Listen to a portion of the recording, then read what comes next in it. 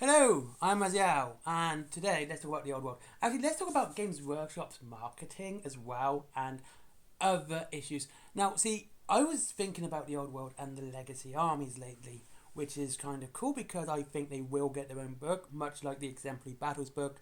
These PDFs will be collected in a hardback and be able to be used. Now, one of the arguments I've been seeing a lot is that the legacy armies won't be supported. Rules-wise, no, they're not going to be supported. They're going to get the PDFs and maybe a couple of FAQs or erratas, and that will be it. But unlike, the actual factions, they're not going to get as much support, rules-wise. However, this is the thing that kind of got me thinking about Games Workshop's marketing. Now, their marketing, what is it called?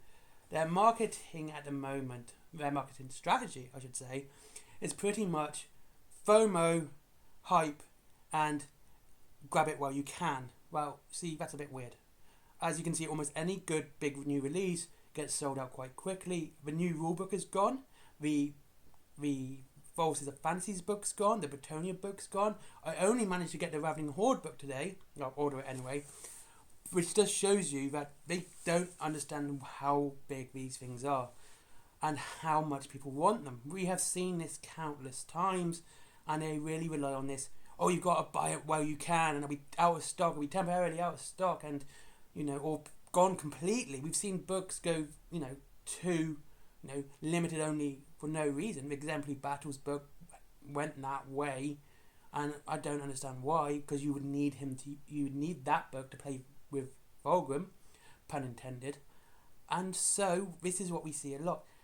And this is kind of bizarre because at the moment they seem to be relying on people having their armies still, their old armies, to play the old world, which is a really weird marketing strategy because how are you going to sell new armies if they're not available? The only armies that are really available now for the old world are Chaos Beastmen, Greyherds, Warriors of Chaos, Orcs and Goblins, kind of, if you don't mind using the Age of Sigmar Orcs. Goblins are still pretty much the same.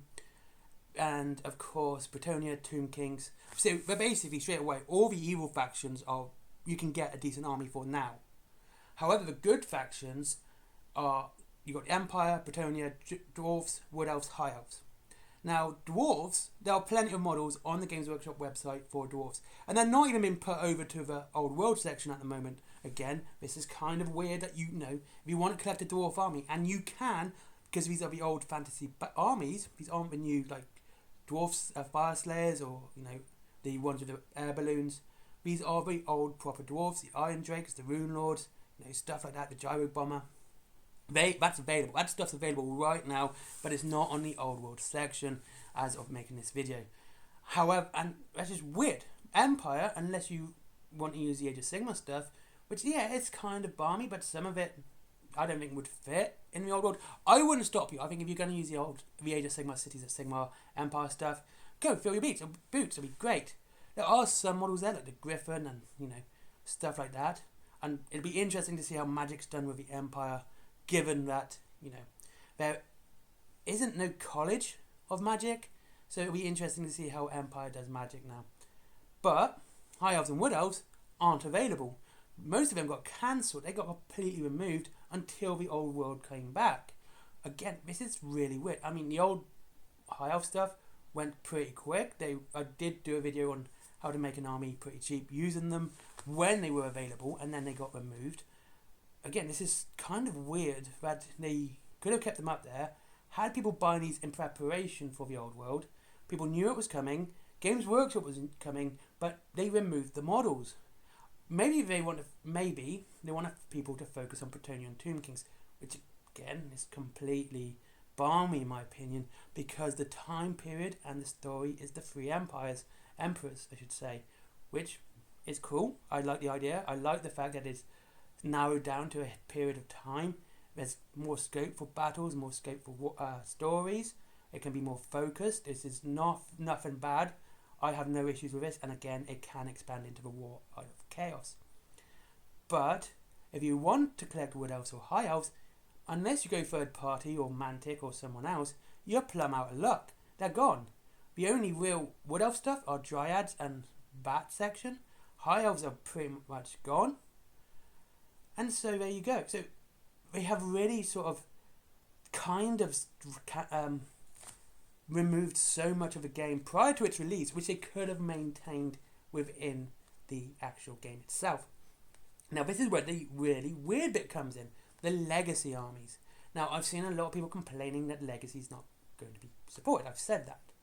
But the models, if you want legacy army models, fill your boots. They're everywhere.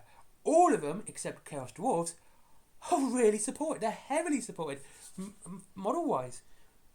Dark Elves got some new models not that long ago. Of course, Lizardmen had a brand new range refresh. Again, just before, last year. Demons got a combat patrol box. So, and Skaven, again, are really easy to get. All of the legacy armies, except Chaos Dwarves, are really easy to get. You can get these no problem. And the fact that the Games Workshop hasn't sort of struck while the iron's hot, kind of said, right, we got these legacy armies, you can buy them now, so if you want to collect them, you can, and we've got them available. Skaven armies, even the old Skaven stuff, still there. The Screaming Bell, the Doom Wheel, all of that is available on the Games Workshop website. But it's not being pushed for the old world. Not getting people seeing it. I know they don't want to focus on it now, because obviously they want to focus on the lore and the narrative of the story, which is absolutely fine. This is absolutely okay. Like I said, I have no issues with that. But there are many people that want to use these armies. Demons in particular. Demons are one of the most popular armies because it is the most cost-effective army. Every single game system they have uses them. All of them. Even as a legacy army for the old world, all of them are used. Every single one. It's fantastic. Like, if you want to, if you're thinking financially and you're thinking how to be cost-effective rather than building a better army, Demons is the way to go. Again, it wasn't that long ago that Games Workshop released the new Demon of Ruin's Dawn rules, and it's pretty good. So there you go. So if you're doing Demons, it's worth getting now because you will be able to build a nice army up well before the old world arrives. And there are stories with the Demons within the old world. Even in Bretonnia actually, there was a Bretonnian demon invasion during the time of the Three Emperors. So there are stories there to be told if they want to, include demons. And they probably will. It's demons, it's chaos. They're going to include demons eventually. It's a big thing. But like I said, these models are freely available. You can still get the Dreadlord on the Black Dragon. That's back in stock. That's like a big model for Dark Elves. And they really, if I was doing Games Workshop right now, and knowing that, I can't really, couldn't target the Wood Elf and High Elves, and I would be going, well, we've still got the Dark Elves if you want to play with those for a while, get into the game with an Elf army, go ahead with Dark Elves, which is, the sort of thing I would do, because it gets people interested, and that's it. So, there you go. Now, going with how Games Workshop kind of miss marketing and how they never seem to get on what's hot. First is their 4-year plan. Like they make a game, it takes 4 years. Okay? Which is when, Mantic have admitted it can take up to 2 years for them. Which means soon as Games Workshop reveals something, Mantic can be on that almost straight away. And they are on it straight away. If you look when Leagues of Votann came out, Mantic was advertising their squads. When Tomb Kings was coming back, Empires of Dust get a brand new box. And they strike while it's hot. Basically, they see what Games Workshop's doing and they're going, look, Games Workshop's doing this, our game's better, and our models are cheaper. That's their 2 selling points. And yes, Kings of War is the better game compared to Age of Sigmar. I can't compare it to Warhammer The Old World. I haven't read the rulebook. But going with how good Kings of War is, I'm hoping that it's a good competitor for The Old World. Whereas, Games Workshop, they don't seem to understand this. They seem to not see what's hot and what's popular, and they kind of miss it. A good example is Battlefleet Gothic. Battlefleet Gothic is a fantastic game for a tabletop. It was brilliant. It lasted for 13 years. It got support, and I mean properly supported, for 13 years. No other game, no other edition of their releases ever had that sort of support. Not even 40k, not even Warhammer Fantasy Battles. their longest running game is Battlefleet Gothic. And Battlefleet Gothic got a really, really good PC game. It's really a lot of fun. And of course, nothing happened. Like, you get all these people playing a game at your IP, and they're going, oh, like, this is really cool. And then people go, well, this was a tabletop game. And it's not a hard push to get video gamers into tabletop. I often say that tabletop's the best console because everyone's got one, and that's all you need to play the game. And of course, it got so popular, it even got a sequel. Again, Games Workshop did nothing. If they even want to change the lore of Battlefleet Gothic, the Battlefleet Gothic lore is centered around the 13th Black Crusade. Well, the older one, not the new one, the retcon. And nothing. And we see this again with Total Warhammer. Total Warhammer's a massive game. It's got a massive community. And it took years and years. Actually, it took 5 years, by the way. I know this because when the Tomb Kings got announced, I said Tomb Kings will be coming back. It got a silly... It's one of my earlier videos, so it's got very few views. And I said that, right? And look at that. Tomb Kings are back. Total Warhammer 3 is out. And the community's just got bigger. Whereas it could have been striking while the iron's hot, started remolding back then, and actually having a, people literally advertising their own game for free and not having to do anything about it. It's like, look, I'm playing Total Warhammer. It's based on this tabletop game. It's fantastic. But no, they didn't. They didn't do any of that. And it took how long for Space Marine 2 to come out? And I'm not even looking forward to Space Marine 2. I think with what I've seen, it looks mediocre. It looks like it's going to be just another run-of-the-mill third-person shooter of what we saw of Gears of War and every game like that. It's just going to be that sort of game again. It looks mediocre to me. I mean, Space Marine was a fun game, but to say it's a fantastic, great change of its absolute classic is really overhyping it. It's a fun game. It's a good game. But to say it's great, no. Dawn of War is great. And that's another thing that we saw again. This is the only time I can actually say that Games Workshop really went hard on a fan base and saw it and, worked on it. And that was Dawn of War Soulstorm. Dawn of Soulstorm is pretty much considered the worst expansion of the Dawn of War series. Dawn of War 1 series. You could also have Dawn of War 2, Dawn of War 3. But Soulstorm is meant to be the worst. I like it. I think it's a lot of fun. And Games Workshop worked on that. When that came out, they were pushing Sisters of Battle. They were pushing Dark Eldar.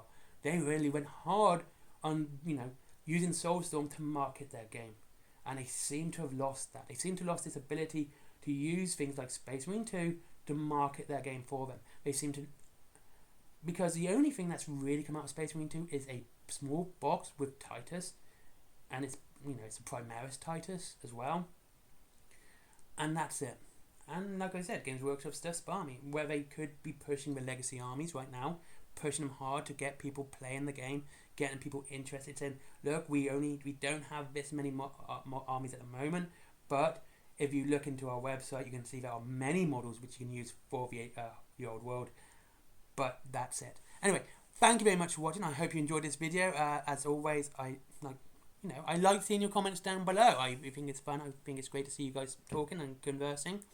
I do like... If I don't answer to something you've said, usually it's because I've agreed with you and I don't really want to repeat what you said. Like, I will agree with it, right? I'm not going to say... If someone's made a good point, I'm going to go, look, I'm going to repeat it. I think that's silly in all comment sections. It's something that annoys me anyway. But I do try to, I do read all your messages. I do read them all.